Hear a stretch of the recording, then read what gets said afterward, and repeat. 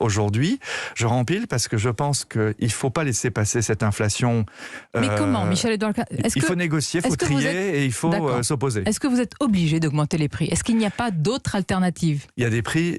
On ne peut pas faire autrement, sinon des agriculteurs vont déposer le bilan. Par exemple, que ce soit des gens qui font du blé, que ce soit des gens qui font de la farine, ou que ce soit des boulangers qui en font des baguettes, ils sont obligés d'augmenter les prix, sinon ils ne vendent rien.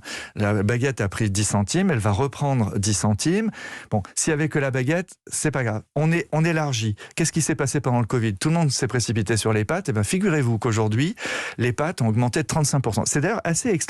Tout le monde parle du prix des carburants, ça c'est une réalité. Mais regardez, allez dans vos magasins, mais dans toutes les enseignes de distribution, on le voit tout de suite, plus 35%. Sur le ticket. Mais c'est pour ça que je vous demande, est-ce que vos prix vont augmenter plus que l'inflation? Vous ferez une transparence totale là-dessus? Les prix vont faire l'inflation. L'INSEE va cumuler tout ça, mais on va trier. Il y a des hausses de prix qui nous arrivent d'agriculteurs français, de producteurs, d'éleveurs. Celle-là, elle passera. Nous allons prendre sur nos marges, nous allons lisser, nous allons faire des contrats à long terme. Donc, on va mettre le prix, comme on dit, dans un tunnel, de manière à ce que le consommateur ne soit pas impacté trop fort en une fois. Après, il y a les grands industriels qui transforment ces matières premières et qui ont aussi des marges.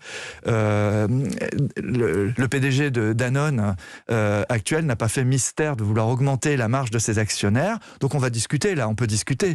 Donc, les négociations sont en cours. On est pour la négociation. Et le PDG de Nestlé, je vous donne des exemples très précis, qui demande aujourd'hui des hausses très élevées sur la pizza, sur le café, sur des produits à base de chocolat.